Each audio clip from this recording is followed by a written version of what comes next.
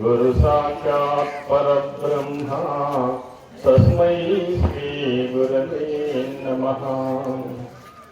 तुल्य स्वरूप परिपूरिता दिव्यभावो सर्व प्रपंच सृजनात्मका सिद्धियुक्तो ध्यानैक गोचर विशिष्ट विशेष तत्व श्री नित्य निर्भयानंद देशिकेन्द्र चरणं शरणं शरणं प्रपद्ये।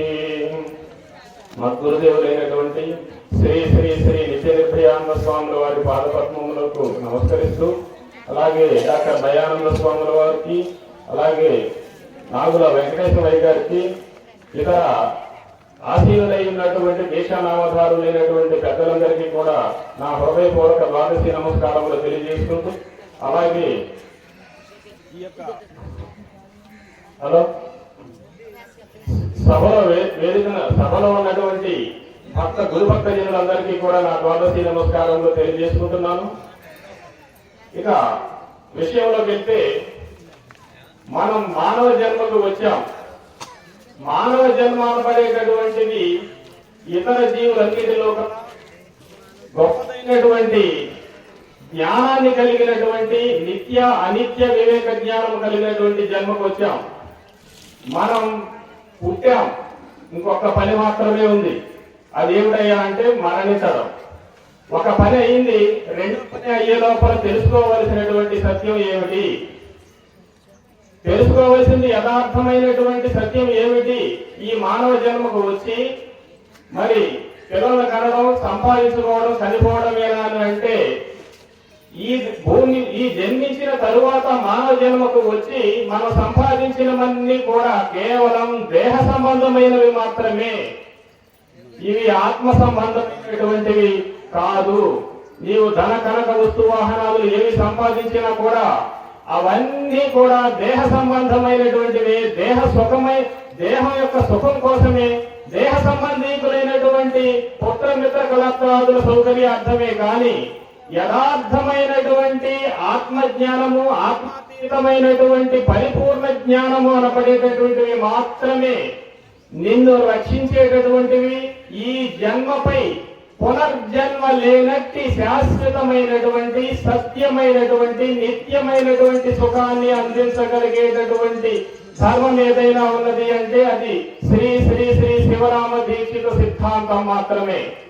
ఈ సృష్టిలో ద్వైత, అద్వైత, విశిష్ట అద్వైత అలా అనపడేటటువంటి మతాలు ఎన్నున్నప్పటికీ కూడా అవి కేవలం భక్తి, జ్ఞాన, వైరాగ్య, కర్మలను ఉద్దేశించి చెప్పేవి కానీ నిజమైనటువంటి మోక్షాన్ని ఇచ్చేటటువంటివి కావు. అవి కేవలం ఇహపరమైనటువంటి సుఖాన్ని, సౌకర్యాలను సమకూర్చేటటువంటి చిన్న చిన్న కోరికలు నెరవేర్చగలిగేటటువంటి శక్తి స్వరూపాలే కానీ వాటికి నిజమైన మోక్షాన్ని ఇవ్వగలిగే శక్తి లేదు. కేవలం ఒక శ్రీ శ్రీ మరి శివరామ దీక్షిత సాంప్రదాయంలో చెప్పబడేటటువంటి సత్యాన్ని ఎవరైతే తెలుసుకుంటారో వారికి మరల జన్మించవలసినటువంటి అవసరం లేదు లేదు లేదు. ఎందుకనంటే దేహం శివరామ దీక్షిత సిద్ధాంతం చెప్పేటటువంటి సత్యం ఏమిటంటే, ఏది సత్యమో, ఏది నిత్యమో, ఏది సకల దేశములందు, సకల వస్తువుల యందు, సకల కాలముల యందు చల్లము లేకుండా, చావు పుట్టుకలు లేకోకుండా ఉన్నటువంటి భట్ట బయలు పేరుతో పిలువబడేటటువంటి పరిపూర్ణమైనటువంటి దైవం ఏదైతే ఉన్నదో దానికి జనన మరణములు లేవు, రాకడా పోకడలు లేవు, పాప పుణ్యములు లేవు, భవబంధములు లేవు, ఏ విధమైనటువంటి జ్ఞానాజ్ఞానములు లేవు.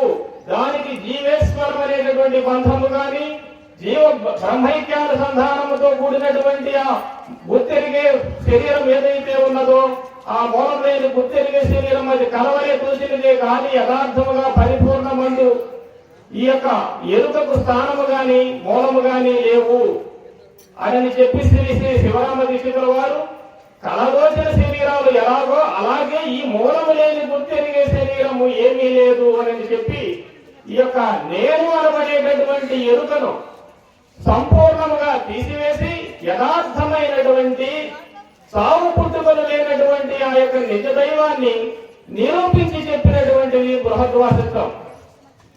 తన యొక్క బృహద్వాసిష్ట గ్రంథం ద్వారా మరి జనన మరణానికి బంధహేతులైనటువంటి ఆటంకాలన్నిటినీ తొలగించి జనన మరణ రహితాన్ని సమకూర్చగలిగేటటువంటి జన్మ రాహిత్యాన్ని ఈ క్షణమందే ఈ జన్మ ఎందే మీరు సంతృప్తి పడేలాగా, మరలా పునర్జన్మ లేదు నాకు అని మీరు సంతృప్తి చెందేలాగా ఆయన ఆ గ్రంథాన్ని తీర్చిదిద్ది మరి మతాలకు అతీతమైనటువంటి మోక్షాన్ని, శాశ్వతమైనటువంటి సుఖాన్ని అందించారు శ్రీ శ్రీ శ్రీ శివరామ దీక్షితుల వారు.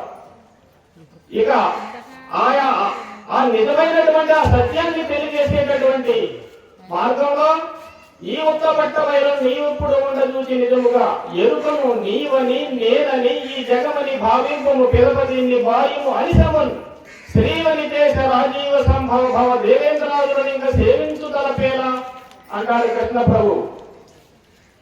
ఈ యొక్క ఆత్మాతీతమైనటువంటి కేవలాత్మను శివుడు ఎట్లా ఉన్నదో ఏ మార్పు లేకుండా, సావు పుట్టుకలు లేకుండా స్థిరముగా బట్టబయలుగా నేను అనబడేటటువంటి ఎరుక ఉనికి మాత్రముగా కూడా లేకుండా అది నిత్యమై సత్యమై వెలువడుతూ ఉన్నది.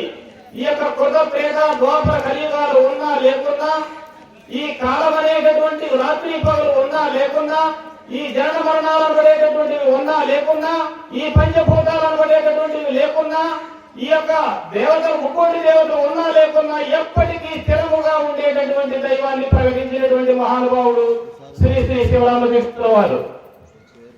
అటువంటి సత్యమైనటువంటి నిత్యమైనటువంటి ఆ యొక్క దైవాన్ని ఎవరైతే సేవించి భావిస్తారో ఈ చిన్న నిద్రలో, అంటే మనం ప్రతిరోజు రోజులో సగం నిద్రపోతూ ఉన్నాం, ఈ చిన్న నిద్రలో ఏది సత్యమని మీరు భావించారో, ఏది నిత్యమని మీరు భావించారో అదే రేపు రాబోయేటటువంటి పెద్ద నిద్రలో శాశ్వతమై సత్యమై నిత్యమై ఉండేటటువంటి విధానం ఉన్నది. కాబట్టి మనం పవిత్రమైనటువంటి మానవ జన్మకు వచ్చాం కాబట్టి ఈ యొక్క బాధ్యత మనపై ఉన్నది.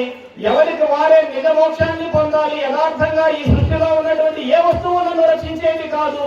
జన్మ దుఃఖం, జరా దుఃఖం, జయా దుఃఖం, పునః సంసార సాగరం దుఃఖం, తస్మాత్ జాగ్రత్త జాగ్రత్త అంటారు శంకరాచార్యుల వారు. మాతా నాస్తి, పితా నాస్తి, నాస్తి బంధు సహోదర, అర్థం నాస్తి, గృహం నాస్తి, తస్మాత్ జాగ్రత్త జాగ్రత్త. క్షణం నిత్యం, క్షణం చిత్తం, క్షణం జీవితం ఆవయో యమస్య కరుణా నాస్తి, తస్మాత్ జాగ్రత్త జాగ్రత్త. ఆ యమధర్మరాజు వచ్చి మిమ్మల్ని, మీ ప్రాణాన్ని, మీ మనస్సును, మీ దేహాన్ని పెకలించి మరి ఆ శ్మశానానికి తరలించక ముందే ఈ ధర్మాన్ని తెలుసుకోండి. ఈ సత్యాన్ని తెలుసుకుని మీ కుటుంబ సభ్యులకు, ఈ లోకానికి తెలియజేయండి. ఈ ధర్మాన్ని మీరు ధరించడమే కాదు, ఇతరులను తరింపజేయండి, వారిలో శాంతిని నింపండి, వారిలో ఉన్నటువంటి మరణ భయాన్ని తొలగించండి అని చెప్పి ప్రకటించినటువంటి శ్రీ శ్రీ శివరామ దీక్షితుల వారికి జై కొంటూ జై సద్గురు.